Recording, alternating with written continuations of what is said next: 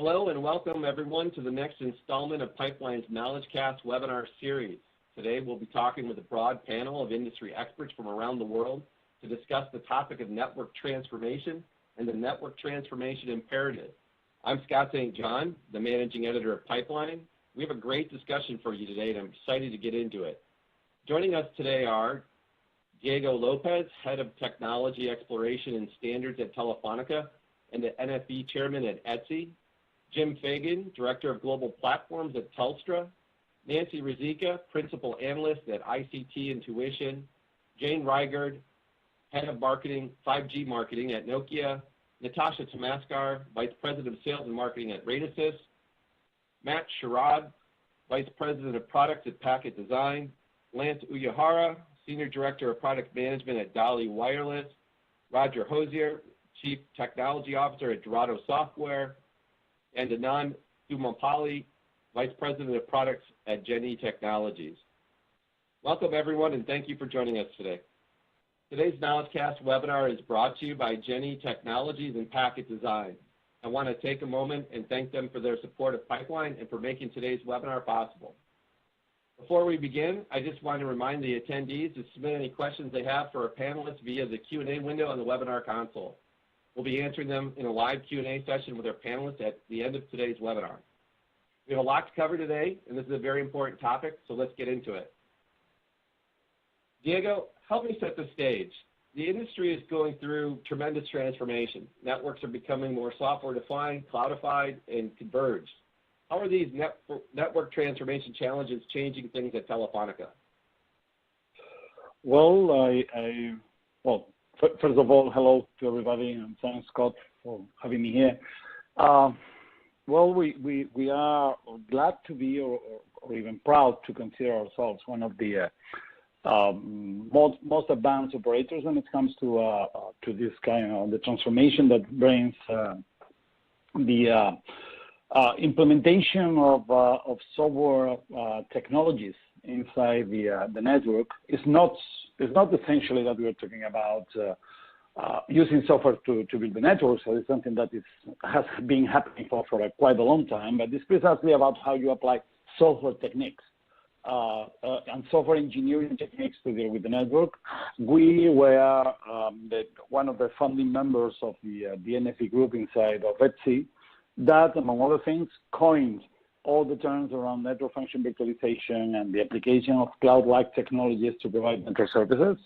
So you can see here in this slide, the idea is that on the one hand, inside the NFB group, we have tried to shape in a different way the way in which standards are built, because we acknowledge that times are changing. There is a strong demand of a much more agile methods and faster reaction times on the one hand. This is why we have focusing in a different way. What we believe is a different way of building standards with something that is important is the kind of deliverables we're pursuing. Is not only the usual normative deliverable with specs or the informative deliverables with some analysis or reports. We are very much committed to what we call demonstrative deliverables that are much more focused in showing that our specs are attainable and showing the way for further implementation and for fostering interoperability. This on the one hand. The other important thing here is that basically all this is very much focused precisely on achieving a much higher degree of automation in the way in which we manage network infrastructures and we provide network services. This is happening in a the network landscape is ever changing, but in particular, changes are happening very fast right now. And you have there a list of the changes, for example, encryption that is becoming pervasive and will challenge completely how current network management is applied. The evolution of internet stack, and in the moment we are moving towards global deployment of IPv6 and the deployment of new transport protocols that will change completely this idea that we always refer to these networks as TCP/IP. it won't be any longer IP, at least IPv4, and it won't be any longer only TCP. Well, basically something that, 5G and the extremely dense and converged network that will shape the future of I would say, of the whole society. Basically, something that I would like to remark is that this is based in a set of technologies, of which right now, basically NFV and SDN constitute the basis, and they are extremely related. They appear in different points in time, and they have been considered from some time as separate disciplines, but our belief right now and the way in which we are trying to achieve these goals are precisely under the assumption that both NFV and SDN are completely related, intertwined, and the evolution of the networks in what respect to the base technology is precisely connected to the evolution of SDN and NFV side by side. Thanks, Diego. So where does standard bodies come in like ETSI? How far can you standardize? Well, what we have done is precisely, I think that right now we have all the basic components for NFV to happen already there, and we have finished, we're almost finished our release 2 that it was committed to include all the pieces for guaranteeing interoperability of the different NFV components. Right now we are starting to work on release 3, in which we are addressing precisely the challenges that are left when it comes to operationalizing the whole environment, so you can include or integrate NFV within the normal procedures for network service provisioning.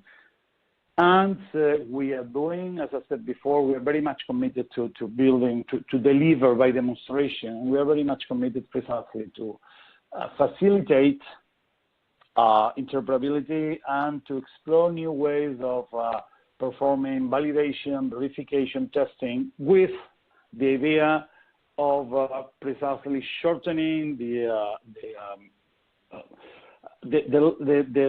time to market of new services and the update cycles of the technology, etc. Good.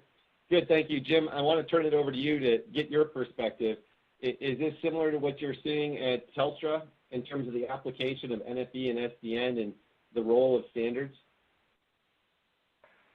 Yeah, hi, Scott. Thank you very much for having me. And yes, we're absolutely seeing something similar. And how we're really looking at driving it really is from two perspectives. It's the how do we actually offer new solutions to our customer base and to our enterprises and make it easier for them and take SDN and NFV and really create outcomes, very much like we've seen over the last 10 to 15 years with cloud. So how do we basically take a network today that is fixed, that takes 30 to 60 days to implement, where you actually have very kind of strict protocols on how you use it, and how do we actually turn that into a dynamic network for our customers? So not only to handle the explosion of bandwidth that we're seeing, but also just the different ways of connectivity. Because if you look at digital transformation, the network's really at the heart of it. If you can't interconnect all of these cloud platforms and your mobility with your corporate offices, with your data centers, et cetera, your digital transformation is really going to grind to a halt. So we're looking at how do we actually apply these technologies in our network for customer-facing solutions.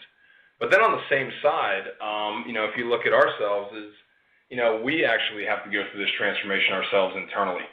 So we're very actively, and right now we're in the middle of a program of a $3 billion commitment on how we actually take our networks into the future using SDN and NFV.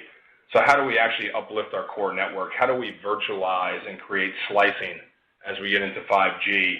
So how do we actually really turn our network into component bases that we can actually use both for cost savings, for new products and services, and that also then our customers can leverage for outcomes and solutions.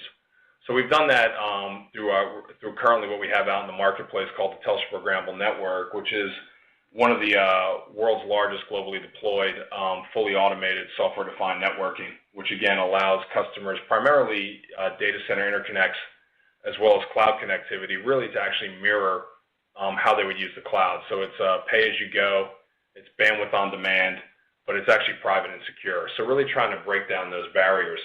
So that's really our first foray into it. Now we're taking those technologies and working them back into our core. And to actually, to echo what Diego said, it's still very early, and there is a lot of different ways you can go do this. It's not like the traditional network builds of old, where it was really kind of a couple different technologies that would go in through a host of different partners and vendors.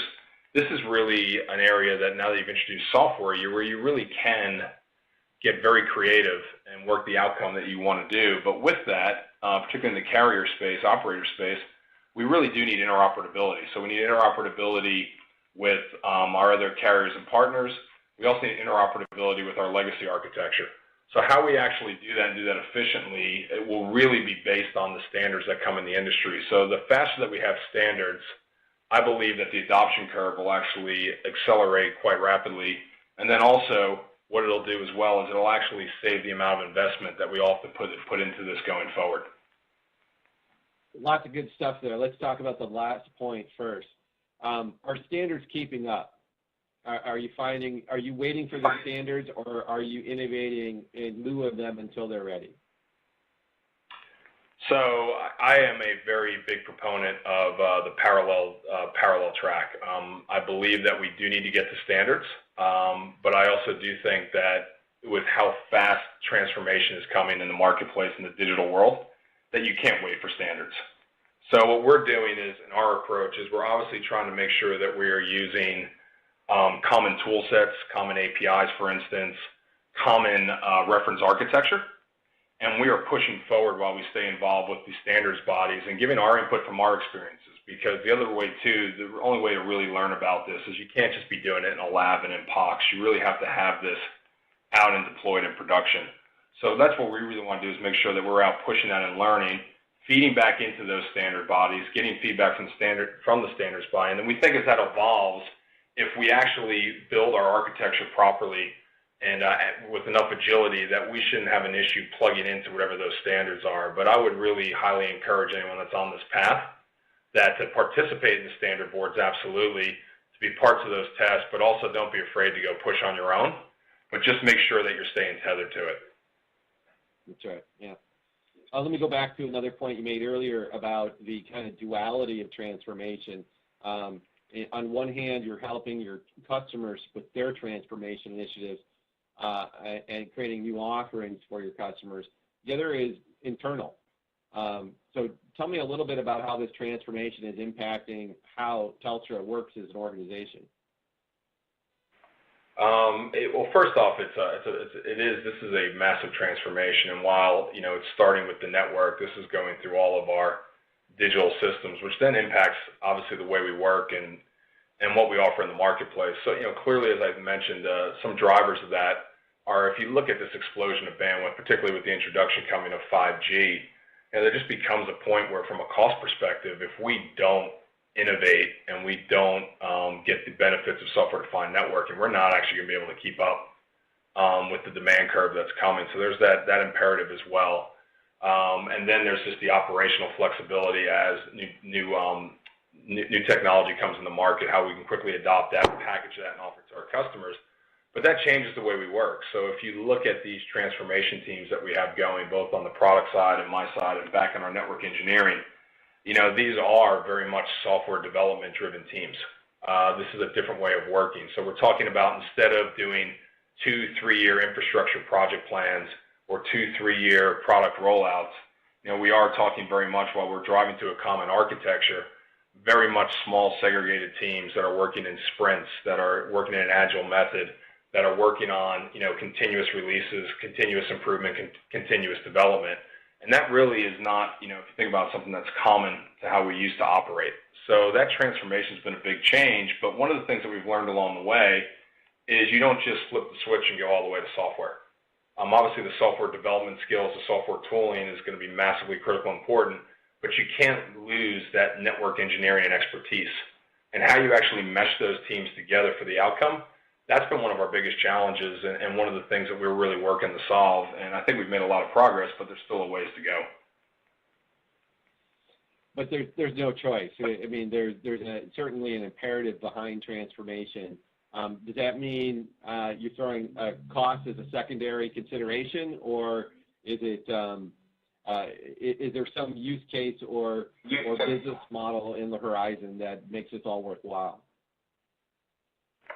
I think it is. I think, Scott, you made a great point about there really isn't a choice. But obviously, we're trying to ground the decisions we make and what we do first and how we offer it, and where we upgrade the network versus where we actually keep what we have today and maybe run it out. That's all based, obviously, on kind of traditional business case modeling, and cost is a big factor in that. And like I mentioned, it's not just on the cost on what we can offer back into the marketplace, which is obviously a key consideration. But just the fact that if you look at our current cost models and the current way we operate the network today, as I mentioned, with this explosion of data and connectivity, we won't be able to keep up with it. So the question is how do we actually get that flexibility, which makes us more agile in market, but then drives the right cost metrics? So that is actually really a key point of it, is how we do. And I think where it comes into more, obviously, we expect net cost savings and operational efficiencies.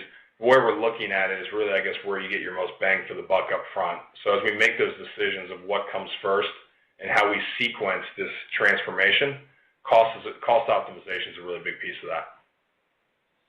Thanks, Jim. That's a great input. I want to turn for a minute and ask Nancy. Nancy, at ICT Intuition, you recently did a survey of operators related to their digital transformation challenges. As Jim was mentioning earlier, it's not just network hardware and software, but it's also systems. And I think that was some of the key findings you derived from the survey you conducted. Can you tell us a little bit more about that? Yeah, what we did was 3 years ago we did this survey to see where we stood as far as digital transformation goes and how we're doing, and just some fairly high level. This past year when we redid that survey, we actually dug deeper into it, specifically around the technology, the services, and then the business aspects, because just like Jim said, it's very hard to become a digital service provider if you're not a digital enterprise. So we asked about those things. We asked about services, and we also asked about the network, for how far have you really gone. And what we found is things haven't changed a lot in the 2 years, but there's a lot more intent. There's a lot more planning going on. There's a lot more belief that we can get there, and a lot more work going on as to how do you get there from here. The biggest challenge we're still hearing is that the technology isn't quite there yet, and that's more around in the area of scale. You take 5G and you take NFV and you do these things in the lab and the proof of concepts, and then when you start to scale it, you run into all sorts of new things. So that's one of the issues around the technology not really quite being there yet. The other is interoperability, also like Jim said, and standards, because ultimately this gets deployed in the public network and it's got to be able to work together. And interoperability becomes a big deal. And we're talking, 75–80% of the folks that we talked to named those three things as the biggest hurdles and things that they're either working to solve or waiting to be solved. So what are the drivers there? The world's becoming digital. So how is that impacting the operators? Well, the operators have to be able to deliver, right? And if you deliver just a whole bunch of bandwidth, which is what a lot of the network construction going on is about, then you've minimized your brand and you've minimized your role, because so much of these new services have nothing to do with the network other than for connectivity and delivery. So you have to be able to pull these things together. and create services. And typically, that's not what operators have been really good at. So they need to get into the mode where they're turning things up and turning things down. They also need to be able to deal with partners, because all the industries, all the opportunities on the enterprise side and elsewhere, you're just not going to get there if you can't bring in the partners. And there's no point in trying to own all of the content or own all of the applications or own all of the variations that might be part of a service. You're better off having this really great partner platform where you can decide if a partner is going to work. You can bring them on. You can plug them into the catalog. You can build a service. You can get them paid. That's one of the big deals on the services side. That's one of the big challenges, is making sure your partners get paid. And then you can retire them and move them on when something else comes about. And in doing that, you keep all this data. You keep track of what works and what doesn't, and you can keep learning and growing and getting better. Those are things that are really hard to do, given our legacy and given our history. So I'll put you on the spot. I believe I heard you say that service providers aren't very good at rapidly deploying new services and need to rely on partners. So let me turn that to Diego and Jim. Is that your sense as well? This is Diego speaking. Well, I think that operators have come for a long history. For example, this weekend we were celebrating the 94th anniversary of Telefonica as an incorporated company. And so operators have a very well execution when it's things that industrialize and are part of the normal working procedures. The challenge here is that we had to radically change the working procedures. And well, I would say operators are reliable when it comes to provide something that is a critical infrastructure, and they have strong business relationship and trust built with most of our customers. But still, let me say, the world is changing. The way in which we are required to work is changing, and then we had to readapt it without losing what we are good at. Sorry.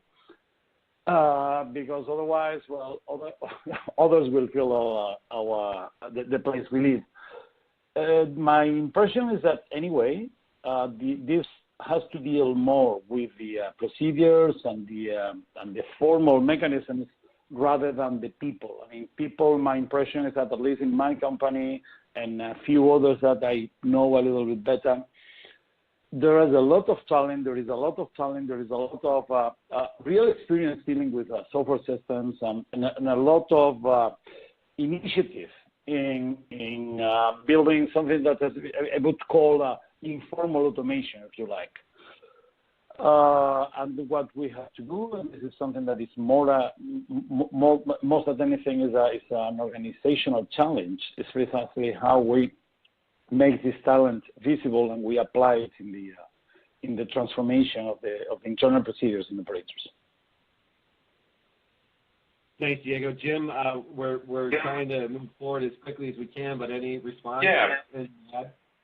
Yeah, Scott, I would, and I thought Nancy brought up some really great points, and I think partnership is key, but I don't think it's the only way. The other point that Nancy brought up, which I thought was really interesting, was that about how an operator, we can't own everything anymore, and I couldn't agree more. But I'll just give a quick relevant example on how we look to differentiate with that. Is we use our platform for cloud connectivity. So clearly, I'm not trying to be the cloud. I'm getting people to Amazon and Microsoft, but what I'm trying to do is create that flexibility and attributes that add value to the customer. And I think that, to me, is one of the exciting things about software-defined networking, not so much about the core networking itself, but that end use, that kind of application-aware network. So if we're able to, the way and I mentioned earlier that we kind of see the network at the heart of digital transformation, We really want to use software-defined networking to basically create this ubiquitous network mesh for our customers, where we basically hang off access to them of world-class digital assets that they can use. And then where we fit into that, for some customers it may be just the network, for other customers we may be up the stack, and for other customers we may be partnered. But I think that modularity gives us an interesting approach to kind of keep us away from that end game that Nancy said on where if we go too far underneath, we just kind of become the pipe. So it's an interesting balancing act right now. Yeah, and overall, the balance is between rapid and reliable, I think, back to Diego's point. It's changing, but now you have to have both. So there are key considerations that need to be made in order to be able to deliver new services both rapidly and reliably. So thanks. I want to move on to another topic because there's certainly other areas within network evolution that are impacting this transformation. Natasha, I'd like to get the Radisys perspective because one of the interesting components to agile architectures are open architectures. How are open architectures changing things? Thanks, Scott. So I think the first thing that I would like to say is I think it's bigger than just open architecture. I think open telecom is about a number of elements coming together. One of them is open platforms. It's about reliance on more and more off-the-shelf solutions out there, about having standards-based interoperability with third-party components. It's about open architectures, and that's around separation of hardware from software or separation of control from media. We heard, both Diego and Jim talk about networks that require scale, that require agility.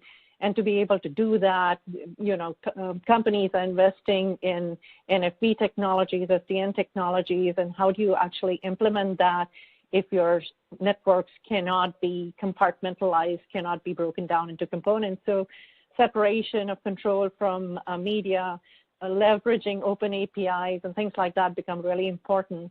Open APIs are also interesting because it now allows service providers to pick and choose different components from different vendors, take best of breed components that are built with the greatest technology and use them to build out their networks. And again, there is also a lot of innovation that's coming from open standards communities that can be leveraged in this particular space. We heard from Diego about, what's happening from ETSI perspective, what's happening in 3GPP, et cetera. But there's actually a lot of interesting work that's going on in open standards communities as well. If you look at communities such as Open Networking Foundation, where the whole CORD initiative is going on, the newly announced ORAN initiative, the Telecom Infra Project, Open Compute Project, all of these companies, all of these groups are actually putting together solutions and methodologies that are very critical in building out things such as network disaggregation, defining network automation, defining how these future networks are going to be built. And this is where the whole pulling together the entire solution comes in. And this is actually a different way of doing things than that has been done before. And the question is, why would you be doing this? And if you ask that question, the answer is about three things. It's about bringing in efficiency, it's about building scale, and it's building agile service delivery models that are sort of lacking today in current networks. Let's talk about the cost component. Is open source cheaper? So I actually heard from somebody say that it's cheap, but it ain't free. So I guess there is a cost to something, and I think it's about changing business models. Today, there's a lot of cost in putting together hardware, right? It's coming from proprietary hardware boxes. As we go forward and go to open solutions, open technologies, you start seeing a shift in the market, and this shift starts happening towards more software and services model. So as you start talking about having building blocks, putting it all together, you start seeing that somebody has to actually put it all together, right? And that is where services start becoming very important, very critical, finding the right expertise, the right experience, the right agility, the right models, such as DevOps models, to build it all together. That is where, some of the changes are going to come. And again, this is fairly early in this particular space, right? Absolutely. And I love the quote, open source is cheap, but it's not free. But the level of agility that's needed is certainly a requirement, and open source with the right expertise can certainly help provide that. Thanks. I want to turn to another question, because with all these changes and becoming more software defined and having more systems in place, that only means there's more data. So Anand, I want to ask you, how does this explosion of data and apply, and where does AI come into the picture? Great question, Scott. This is something which we see today. I heard Jim mention about embracing a lot more data coming in and with the digital transformation and so on forth. But I'll tell you one thing, you're paying for this already. All we are not doing is we are not listening to this data, which is speaking from various forms and various types, structured data, unstructured data, and so on forth, right?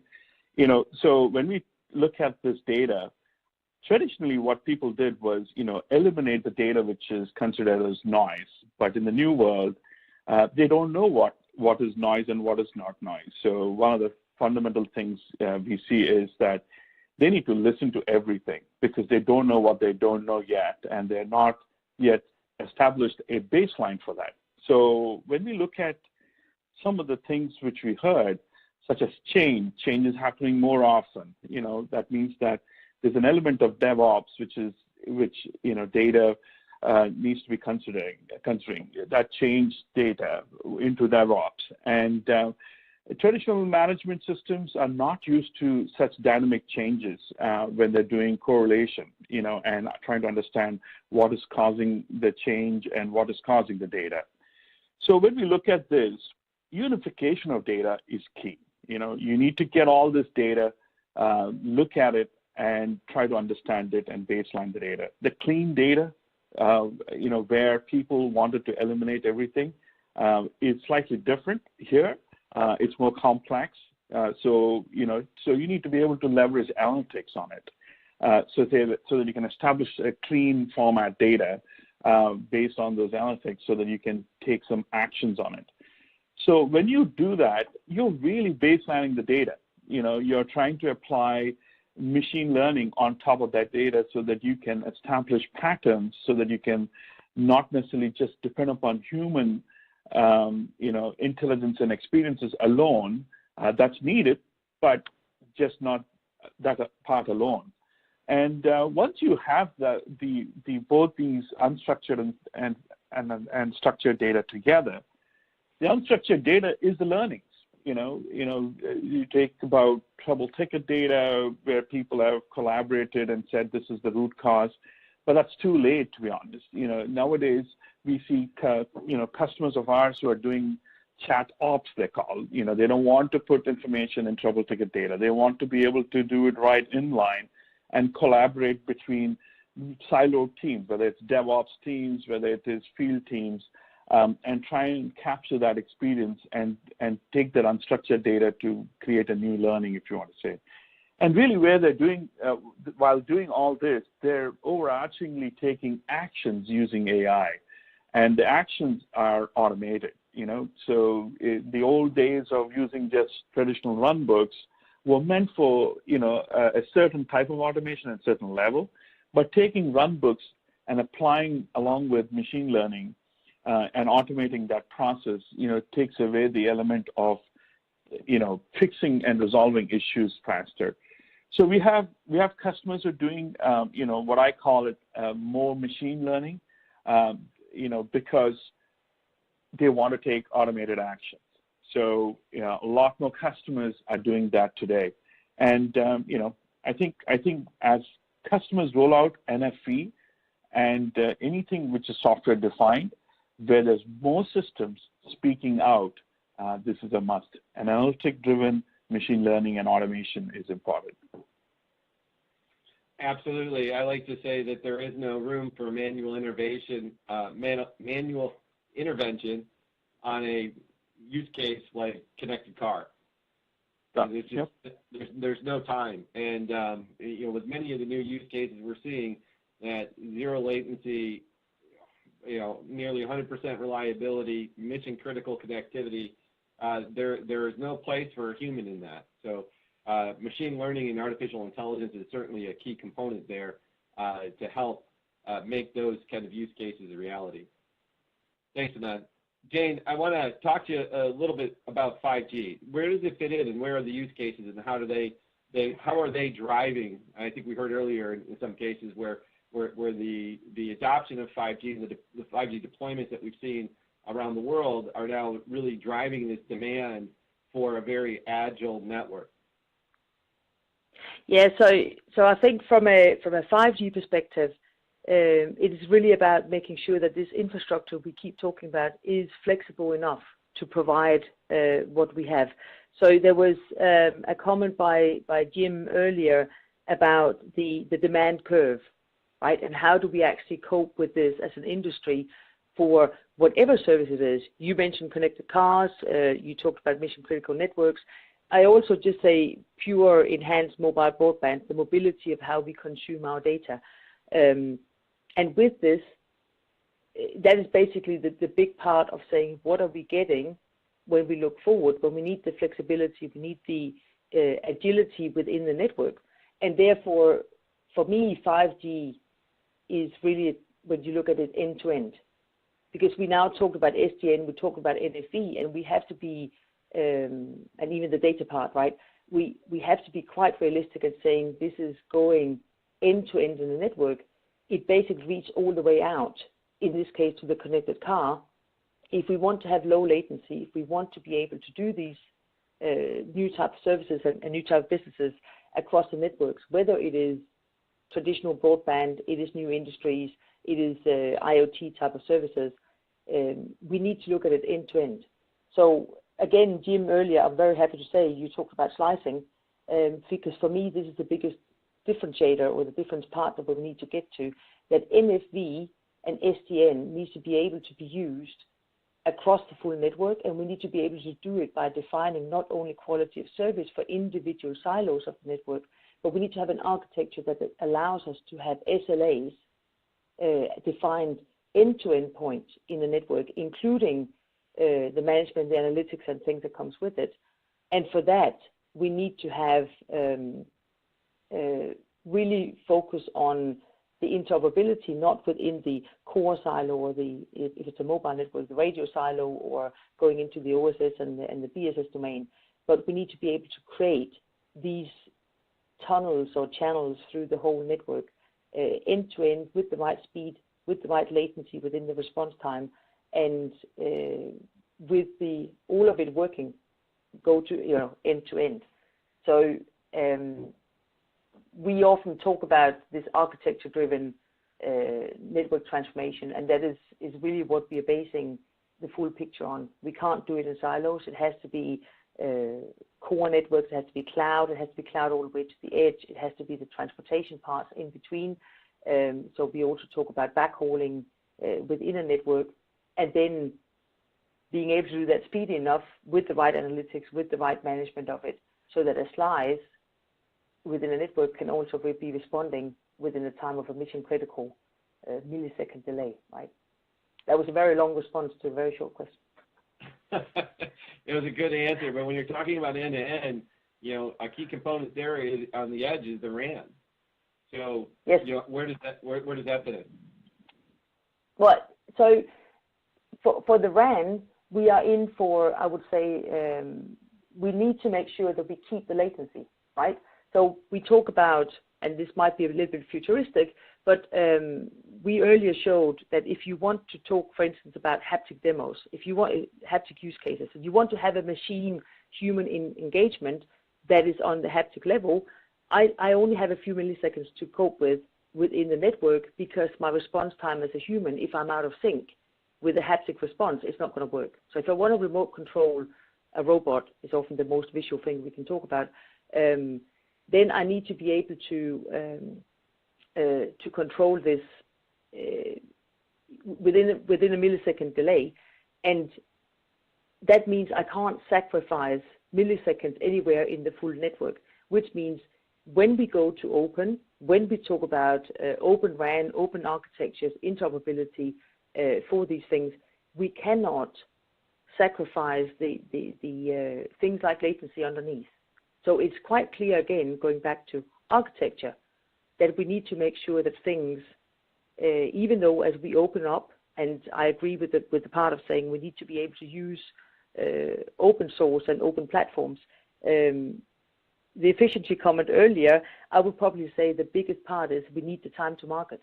We cannot develop everything individually as an industry. We have to work together, and that's where the open part comes in. It gives us a quicker response as an industry to the demand of what we need to deliver. And that's true for the RAN as well. But there we have some very specific physical things that we also need to incorporate. I would claim that it's when we start talking about cloud RAN and putting truly virtualizing the RAN functions in a mobile network, we are up against some physics.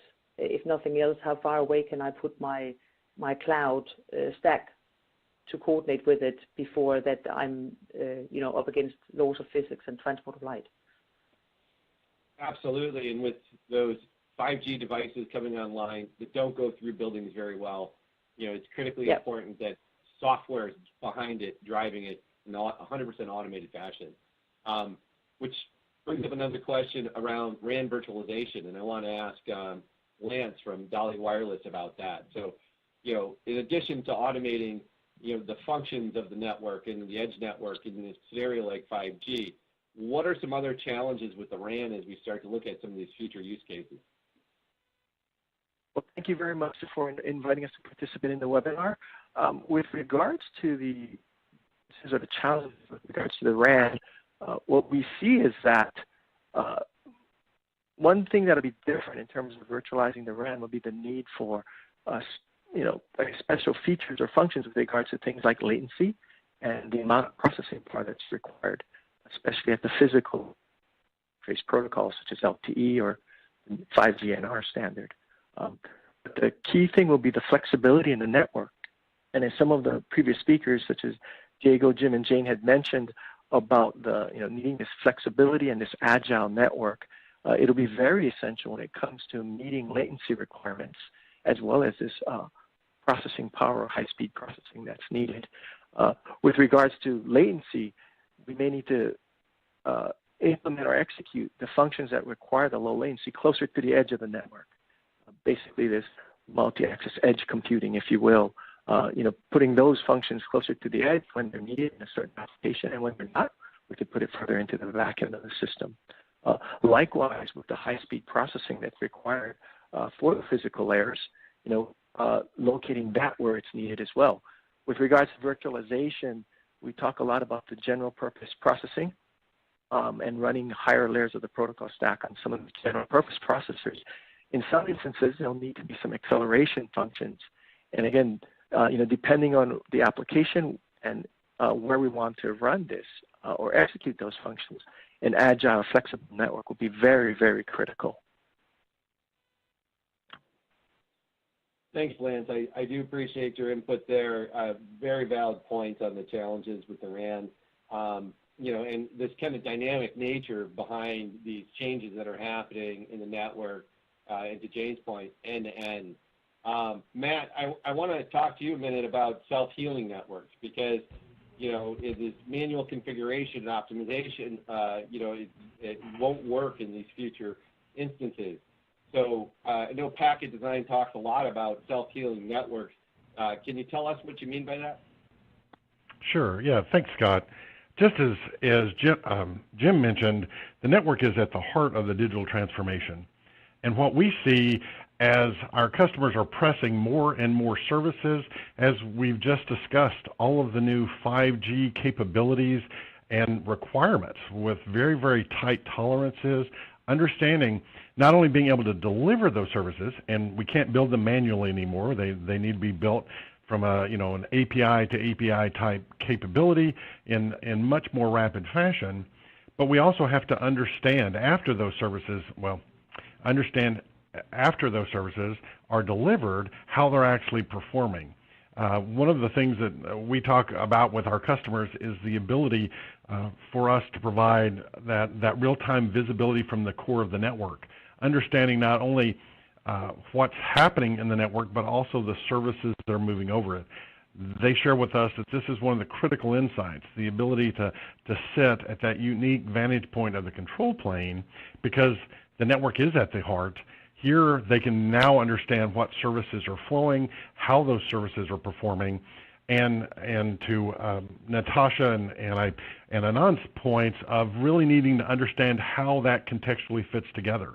That end-to-end, as I think Nancy was pointing out, being able to understand exactly how that service is being delivered, we can, because we're listening at that control plane, we can provide that visibility. Where that comes into the self-healing is the fact that we know what the network is doing millisecond by millisecond in real time.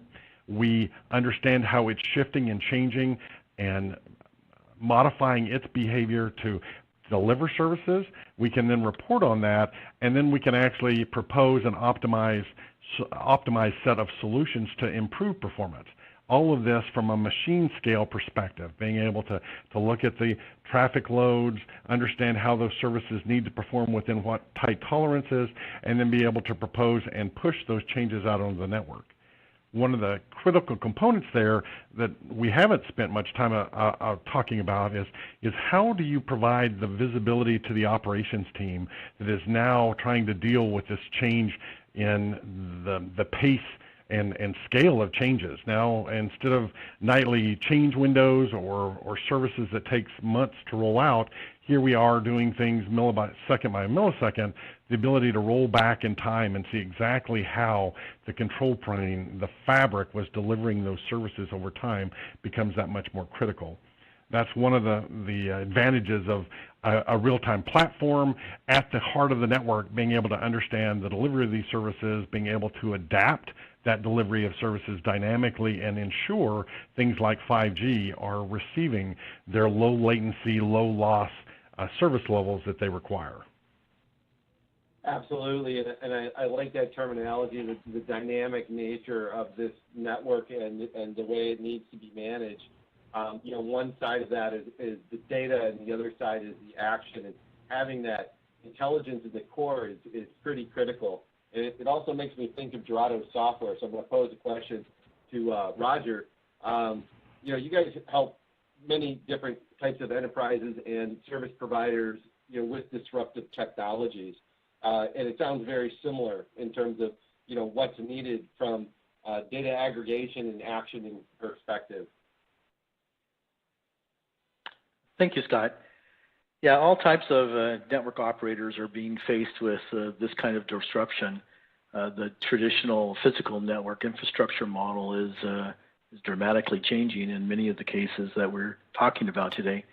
The enterprise network operator is being impacted by the adoption of technologies like HCI and Microsoft Azure Stack that force them to understand the solutions, compute, storage, visualization models, and then, of course, the network overlay and how those interact with the traditional network infrastructures. Service providers have looked at things like OpenStack and Open Daylight to help provide them with the abstractions of the physical implementation, running the network and other functions.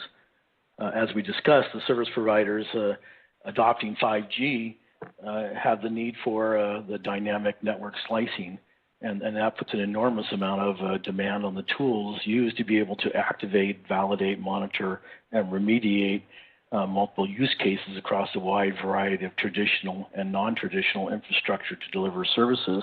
As Matt mentioned, your systems need to be able to recognize the changes dynamically, and so that the operators have a real-time view of what's going on and how those changes are impacting the systems.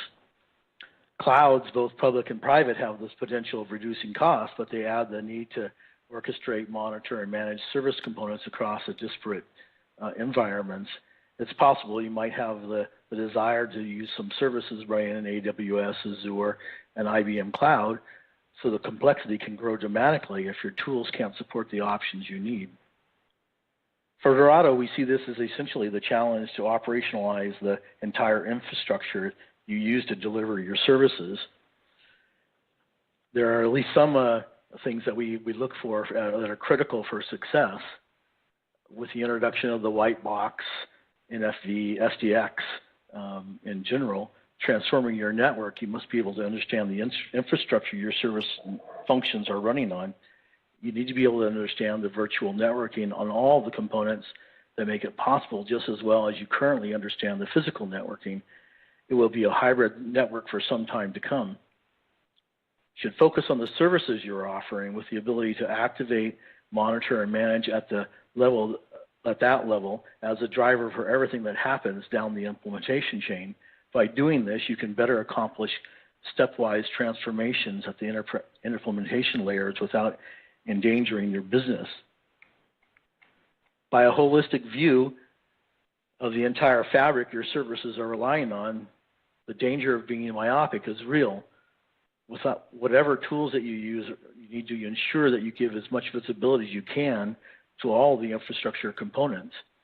Even when a function is offering to manage the infrastructure underneath, like an OpenStack, its control, you should be able to attempt to monitor and some degrees perhaps manage independently if necessary. And of course, automation is key. Automation across the entire spectrum of the infrastructure you are relying on.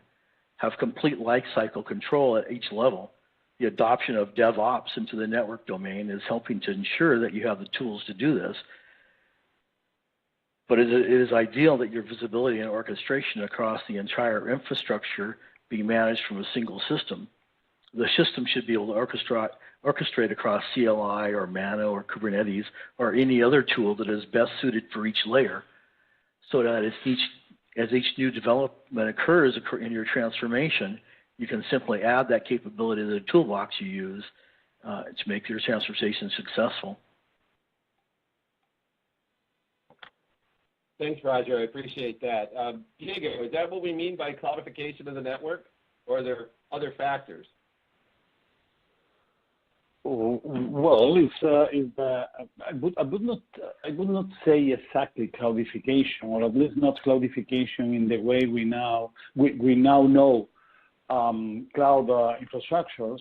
We are talking precisely about applying cloud principles to the network. That's true, and applying and trying to migrate the current practice in the software world and in the cloud.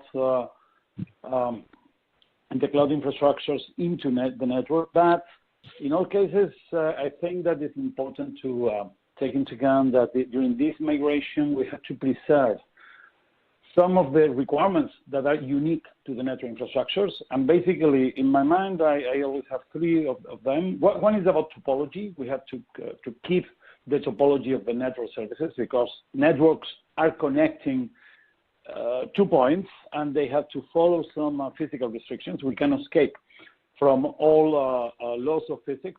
We try to do this by virtualization, but it's something that the universe, is a little bit tough in that respect. Second is when it comes to that to the characteristics of the processing, because network elements are midpoints, are not endpoints, and current cloud infrastructures are very much designed and thought in terms of providing end services.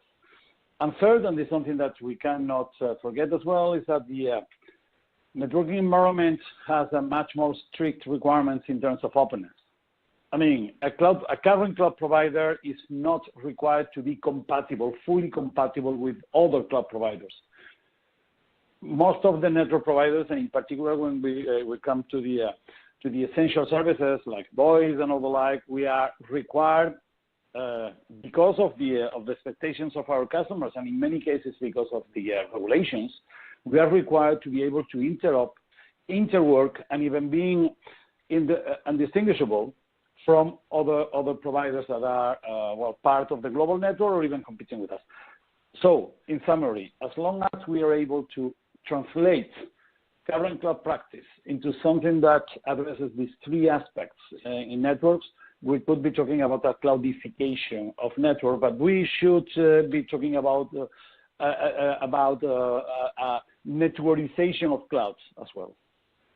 I'd like to open this up to the panel at large and see if there's anything anybody would like to add. We've talked about a lot of topics here. We've talked about cloudification of the network. We've talked about the use of data, machine learning, and artificial intelligence, open source technologies, the move to software-defined networking and network function virtualization. Any final thoughts before we wrap up the webinar? Hey, Scott, this is Anand from Jenny. I just want to add something about, we did talk about quite a few topics. End of the day, there's two things we keep in mind when we talk to, customers.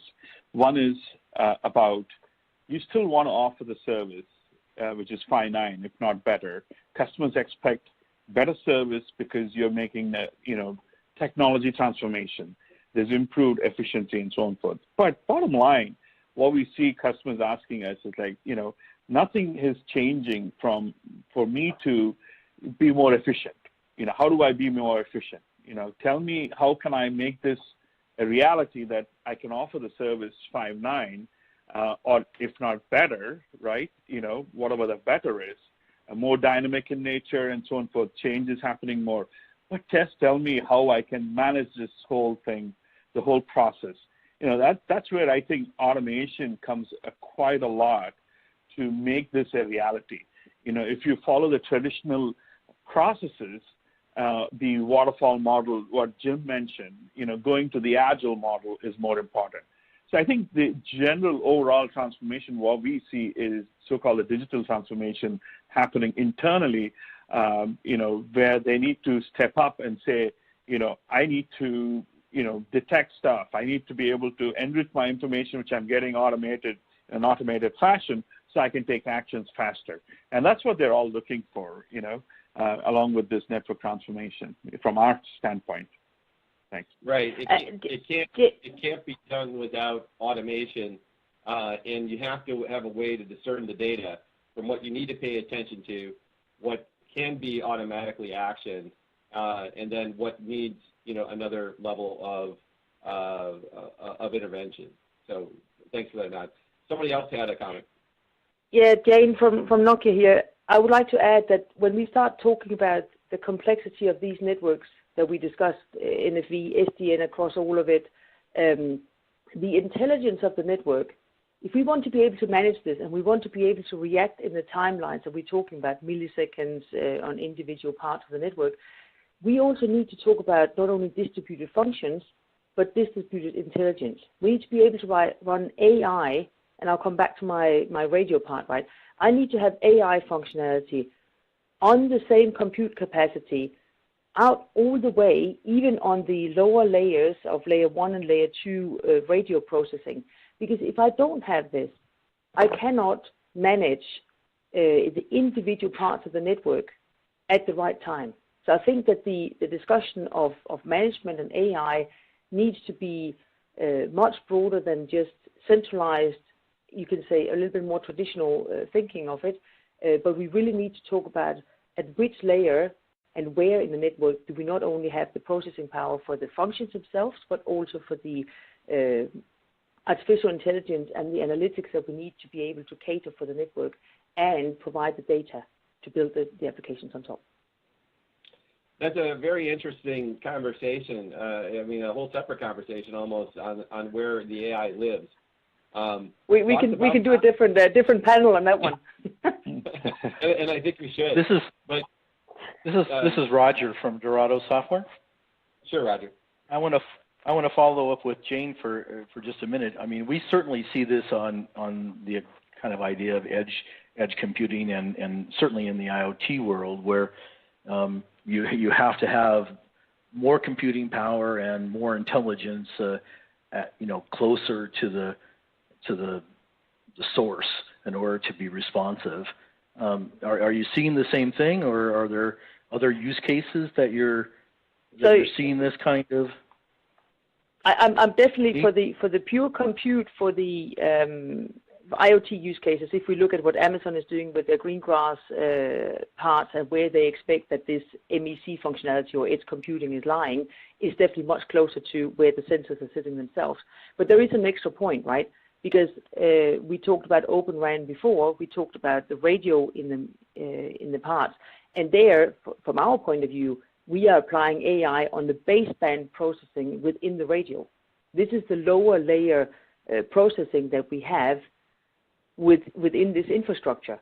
So there is, I would say that I'm pushing the AI functionality and data management and management of the network itself even one step further than edge cloud, because I need to have processing all the way out, lower than by my cloud stack.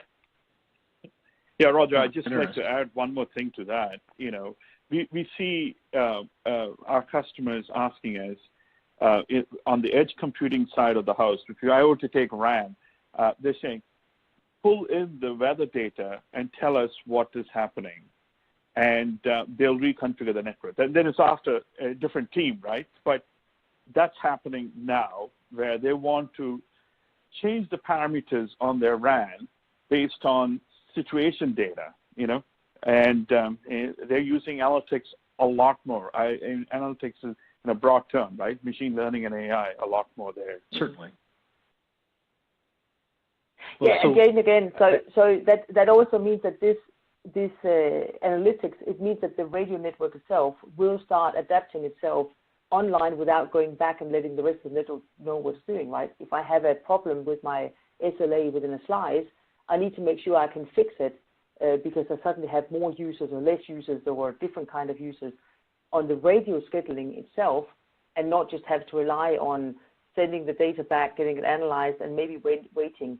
Even if it's not manual, right? Even if I'm waiting for the processing time to go to a centralized cloud and out again, I might be too late for the experience of who's using the network. Diego from Telefonica here. A couple of reflections about this. One is precisely that these requirements are the kind of additional requirements that will imply that we have to change somehow the currently known cloud architectures. We cannot be thinking, as Jane was saying before, about big, huge data centers, exascale that will make those decisions. We will be talking about a heavily distributed and very dense clouds that support this. This is one thing. Second thing that is important is when we're thinking about artificial intelligence and all the like, something that is important as well is that we need the possibility of understanding what's going on one way or another. I mean, something that recently we have started to work with a couple of university groups that are dealing with the AI applications, etc. And one of the items that we find that is more interesting is precisely something that they call intelligibility. Is that you can communicate and understand what the AI is doing. It's not only to train it, it's about to understand the decisions and being able to trace back what happened. You know, at the moment, don't forget we're dealing, again, let me say, with critical infrastructures, and we have to be extremely careful on how we manage them, and at the end to have a way of not only defining the policies, but as well to be sure that the policies have been correctly enforced.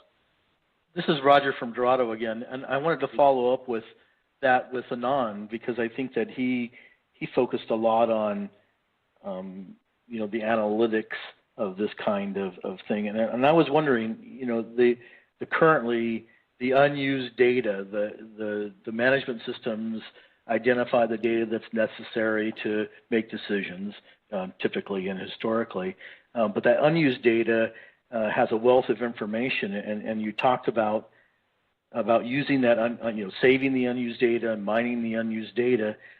But can you give us some examples of how that mining is accomplished? Is it time correlation, you know, object correlation? You know, how is that done real time in order to identify the data that has value going forward? Yeah, great question, Roger. I mean, I'll give you a couple of examples what customers are doing now. The data, there's sort of two channels they're creating, right? One is, hey, operations is operations. I'm going to reduce my data before operations sees it. And the other channel is I want to collect all this data, all my discards. When I say discards, anything which, because I implemented a rule saying I don't want to pay any attention to this message coming in from the network.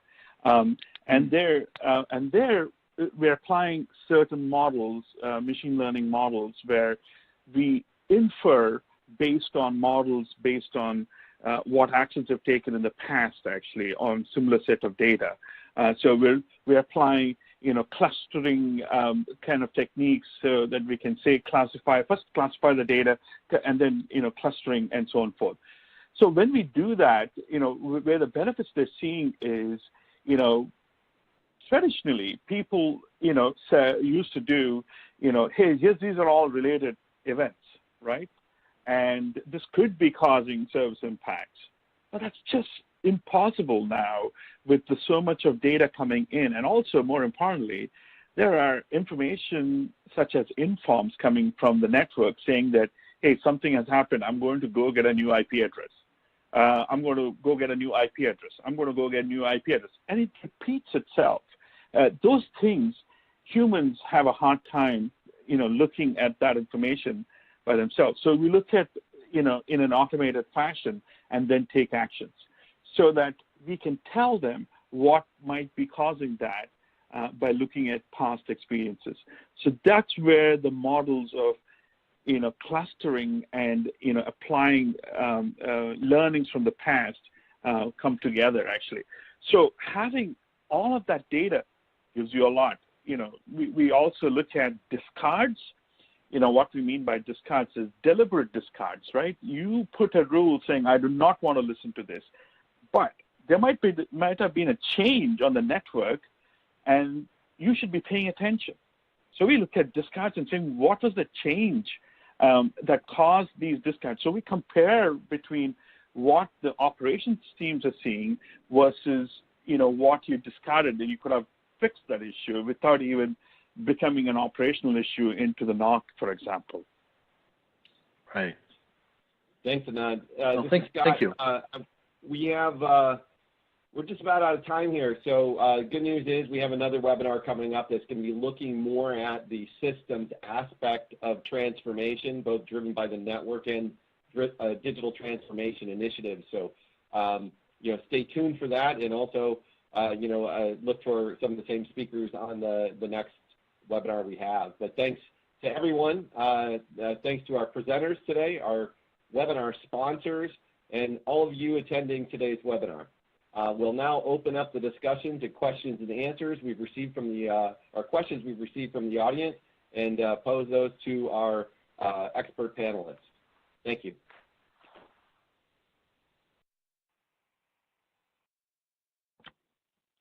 We received a lot of good questions from the audience, and we'll try to get to as many of them as we can in the time we have left. The first question is from David. The question is, what is the single biggest challenge in deploying SDN and NFV?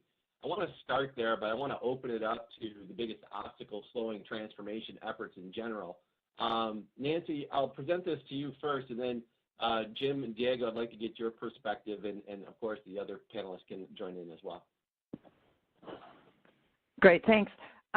Yeah, what we're seeing is overall it's kind of that generic term risk, but around that specifically it's scalability, and that seems to be the thing that catches this industry usually as far as challenges goes. But when you start to scale up and you're switching back and forth, and there's a lot of variability in doing these software-defined changes and configurations, then the risk goes way up, and that seems to be what we're hearing as what's kind of holding up being able to move that innovation into the regular public network.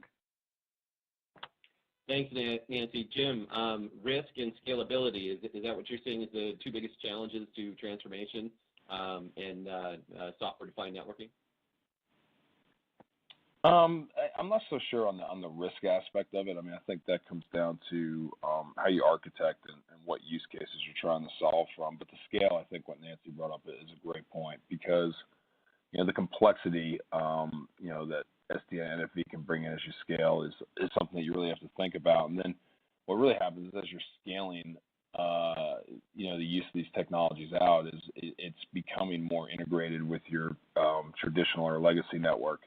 And how you actually handle managing, two networks that behave quite differently with different service management tools, et cetera. And how you integrate that into, from an operational perspective as well as a customer view, really becomes something that you have to think through.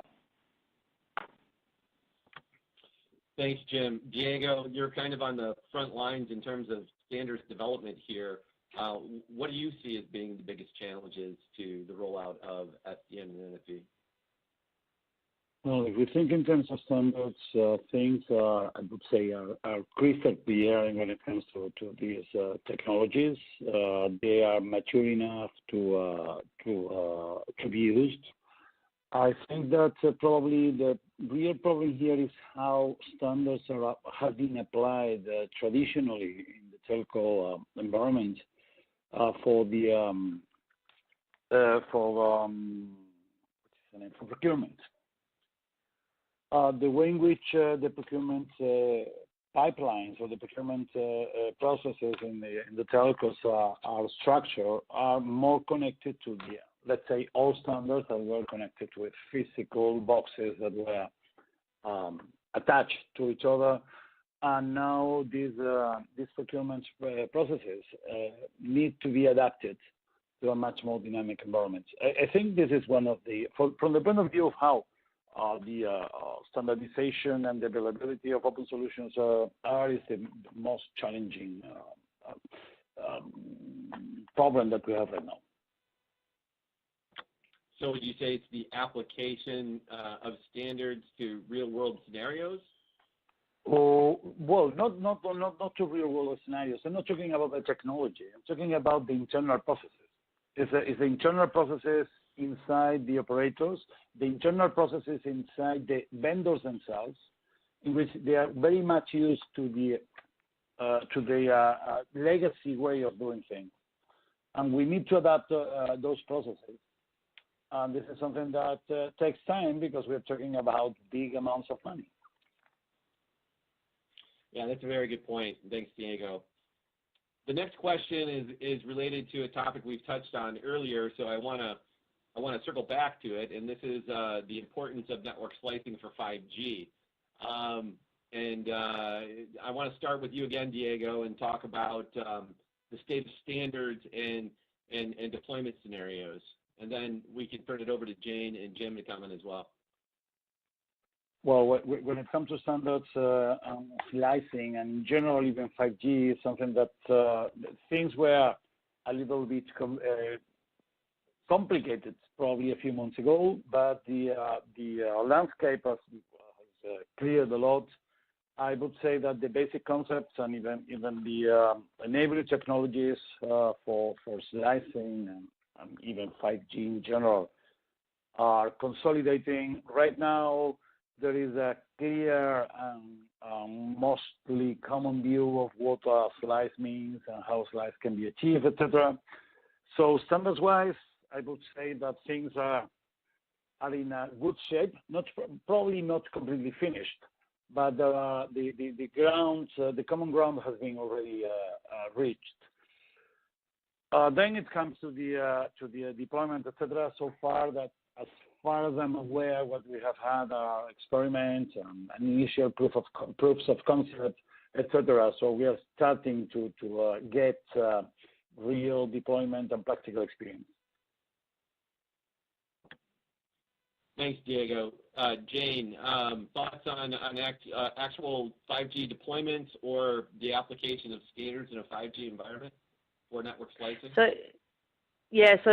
I think we see now we see the first 5G, the real 5G thing coming out of the lab and into real networks, and that is taking place. We see more and more field trials coming along on 5G, which of course right now is a lot focused on the radio side because standardization is where it is for the end-to-end part. But having linked that to the slicing part, we do also see the first real cases where you could say we don't know exactly, we haven't agreed on what is the 5G slicing in terms of standardization, but at least figuring out how is it going to work, what is it we need to do, and there we do see live cases as well. We actually just acted with one in the port of Hamburg in Europe, where it's about investigation of what is it we need, what is it we more need to have of information and data in order to be able to do it. Because in order to do slicing, as I said earlier, end to end, we need to be able to create SLAs. And SLAs not in silos, but across the full network. And of course, going back to how do we get that to work? Well, we need to have the right level of standardization across everything. Otherwise, we're going to spend too much time making interoperability testing, going back to cost issues, on how we make sure that we can do these SLAs across. So work in progress. We're definitely not there. Slicing coming later. We have a lot of groundwork we need to do on the pure basic part of technology, but aspects that will be coming and becoming more important as we go along. Thank you, Jane. Jim, anything to add? Just overall, I think it's I think it really is about with the potential on what that can do and the integration into that into traditional fixed SDN and NFV enabled networks is really that's going to be a big key piece of unlocking this digitization and transformation, and so planning for how to utilize that as the standards are being deployed and developed and understanding where that convergence comes. I think that's the piece that we're working on now. But again, it's still at the point where it's not there yet, but it is going to be something really critical over the next 2 to 3 years. Thanks, Jim. I have just a few minutes left here, so I want to pose a question on SDN and NFV back to Matt at Packet Design. And this relates to the application of SDN and NFV for self-healing networks. Can you explain a little bit how SDN and NFV help in a self-healing environment? Sure. Thanks, Scott. As I mentioned earlier, the key here is the networks at the heart for that self-healing set of capabilities. The nirvana, if you will, of network control is the ability to sense when the service is being degraded and then be able to propose and then provision the service differently to improve performance. That's where, without SDN, you really don't have the capability to make those kinds of changes in a time frame that would have an impact. In today's networks, it may be 3 or 4 hours before a performance degradation is noticed, and then there's a set of planning that needed to take place, and you might be a day or two before you're implementing changes. With our capabilities in the network and what we're seeing with SDN being applied is the ability to react within just seconds and be able to propose and understand, propose new services while understanding what may be coming in later in the afternoon. If you think about traffic patterns in a set of freeways, the same thing applies in your network, of course. Being able to understand what's coming as traffic shifts from maybe more of an enterprise usage to nightly streaming, being able to understand those shifts in traffic and how they'll impact services. So you talk about self-healing, it's not only fixing things that are broken, but it's improving services as the network changes throughout the day to deliver really a different set of services to different consumers. Thanks for that. So where does that live? Does it live in the OSS, or how does it impact the OSS? Well, it has to be integrated. You're absolutely right. I think, as we saw in the earlier graphic, we're seeing a lot more of the API to API type communication. It's not just the OSS. It's not traditional network management systems. It has to start with, do you have visibility to what the services are? Do you have visibility to how those services are being delivered? And then do you have the ability to plan and understand what the patterns are so that you can build new services so that when you're healing, you're not degrading service. It would be one thing to we've seen with a lot of technologies that were applied over the last decade with things like auto bandwidth, where the network can actually get in a disabled state because it's trying to constantly optimize. You have to have really the brains at the center of the network to understand what's this set of changes going to do to the network, be able to understand that impact, evaluate that impact before deploying. And that's one of the things that our customers tell us is really critical to being able to solve this self-healing set of issues with SDN and NFV. Great comments. Thanks for that. I appreciate it. The last question is I'll pose to Anand, and this has to do with the various types of data that operators are contending with and enterprises are contending with. On one hand, you've got different types of data such as structured and unstructured. On the other hand, you have different types of data from where it's coming from. And the question from the audience is relating to user data, which there are large volumes of. So how do you contend with the different types of data and leverage and prioritize it, or leverage it for use cases? Great question, Scott. When we look at user-generated data, when you especially take the example of chat ops kind of data, when that is coming in, we're categorizing that data and cataloging that data, right up front, so that you're creating learnings and a knowledge base, in an automated fashion so that you can leverage that. So that's one new type of data which people are not used to it. And I want to give a more specific example. When we talk about an agile environment where we talked about DevOps briefly earlier, where DevOps is becoming part of the network. They're a responsible part of the network, team, if you want to say. And, to be able to communicate with them, they're in a different silo, and being able to understand what's happening from their perspective and trying to resolve these issues and capturing that experience so that you can leverage it. So we see the DevOps guys are coming towards to the network side, which means they're coming out further, more customer facing, and we see the operations guys going, the traditional network operation guys going inward, looking more towards them. So they're all merging together, and the data which is coming all together to help make decisions faster. And especially with these homegrown systems and open source systems, where we're talking about, there's a combination of things where we need to solve these problems more effectively. APIs make a big difference there, to bring it together. Makes a lot of sense. Thank you, Anand.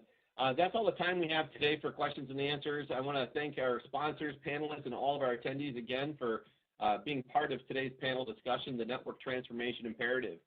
Be sure to be on the lookout for our next panel discussion, and check out pipelinepub.com for the digital transformation issue, which will be going live very soon.